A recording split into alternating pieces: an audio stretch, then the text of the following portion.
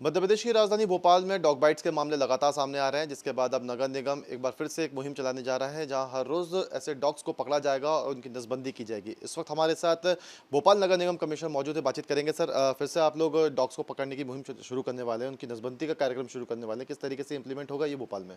नहीं, नहीं, हम अभी कोई ऐसा नया शुरू नहीं करने वाले हैं। ये लगातार हमारा जो डॉग्स का जो एनिमल बर्थ कंट्रोल सेंटर होता है, एबीसी सेंटर बोलते हैं, वहाँ पे हमारी कैपेसिटी है, 3 सेंटर हैं। प्रत्येक की कैपेसिटी लगभग 35 की है, जहाँ पर हम 35 डॉग्स का नसबंदी कर सकते हैं।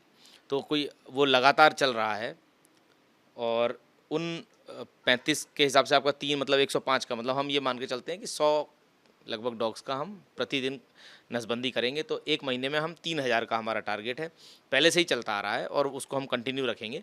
और 1 महीने में 3000 का मतलब है कि 1 साल में लगभग 36,000। तो अगर ये जो एक्सपर्ट्स हैं, जो एनिमल के डॉग्स के एक्सपर्ट्स हैं, उनका भी कहना है कि अगर 35,000 1 साल में हम करने में सफल हो जाते हैं तो अगले साल इसका बहुत अच्छा रिजल्ट मिलेगा और जो स्ट्रे डॉग्स की संख्या में काफ़ी कमी मिलेगी। सर, 1.5 लाख के ऊपर पहुंच गई स्ट्रीट डॉग्स की संख्या अभी। अगर आप 35,000 एक साल में भी करते हैं, तो जो अन्य डॉग्स हैं उनके जरिए डॉग्स की जनसंख्या उस साइड भी तो बढ़ती रहेगी। वो कैसे आप लोग करेंगे तय? हाँ, मतलब इसमें मैं ये नहीं कह रहा हूँ कि मतलब हम पूरी तरह से जो है वो जनसंख्या को उसकी रोक देंगे। हम तो वही कर सकते हैं जो मैक्सिमम हमारा कैपेसिटी अलाउ करता है। तो मेरा कैपेसिटी अगर 35,000 का अलाउ करता है, मेरा सबसे पहला टारगेट है कि मैं उसको 35,000 को अचीव करूँ और उससे जो अच्छा रिज़ल्ट मिलेगा। और सबसे बड़ी बात होती है कि जब स्ट्रे डॉग्स की पॉपुलेशन बढ़ती है तो उनमें रिसोर्सेज़ के लिए भी एक फ़ाइट होती है। तो उसकी वजह से भी जो है वो डॉग्स इरिटेट होते हैं। तो मुझे लगता है कि अगर एक एक रीज़नेबल नंबर भी अगर कंट्रोल हो जाता है, तो ऑलरेडी जो डॉग्स हैं, उनमें मतलब वो टेंडेंसी हमको फिर कि जो लोगों को काटने वाली टेंडेंसी ये नहीं दिखेगी। सर, ये नसबंदी का कार्यक्रम आज नहीं बल्कि 5 साल 10 साल 5 साल 6 साल से चल रहे हैं, लेकिन कभी इसमें सफलता नहीं मिली। लेकिन इस बार आप लोग नए फॉर्मेट पे काम कर रहे हैं, जिसमें वार्ड्स के अकॉर्डिंगली आप लोग डॉग्स को पकड़ेंगे। पहले एक वार्ड, फिर दूसरे वार्ड। वो किस तरीके से इम्प्लीमेंट कर रहे हैं? वो अभी तक क्योंकि हमें तो 100 डॉग्स का नसबंदी करना है।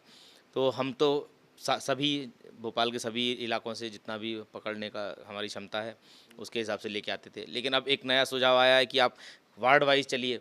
वार्ड वाइज़ चलने से जो है वो एक वार्ड से आप डेली आप अपना जो जो आपका टारगेट है वो हर वार्ड से पूरा कर लीजिए। हालाँकि मतलब मुझे अब इस हम देखेंगे कि इसका क्या रिज़ल्ट आता है, क्योंकि अल्टीमेटली हमारा ये रहता है कि होलिस्टिकली मतलब सभी वार्ड से आ जाएँ। लेकिन अब एक एक कुछ दिन के लिए हम एक पायलट प्रोजेक्ट के रूप में देख रहे हैं कि हर वार्ड एक वार्ड से ही हम 100 कुत्तों को पकड़ के और उनका नसबंदी कराएँ। वार्ड वाइज ज़्यादा तो 85 वार्ड है, मतलब करीब 4 महीने तक चलेगा ये पूरा कार्यक्रम। हाँ, अगर उसका रिज़ल्ट अच्छा मिलेगा तो हम अदरवाइज़ फिर हम अगर वो उसका रिज़ल्ट उतना अच्छा नहीं मिलेगा तो हम जो है वो हमें हमें तो 100 डॉग्स का नसबंदी करना है। एक आखिरी सवाल करना चाहूँगा सर इस बात में कि बजट सर इसके लिए अलग से सैंक्शन भी किया जाता रहा है, लेकिन जो कैपेसिटी है वो नहीं बढ़ पा रही है। क्या कारण है सर? बजट की कमी है क्या?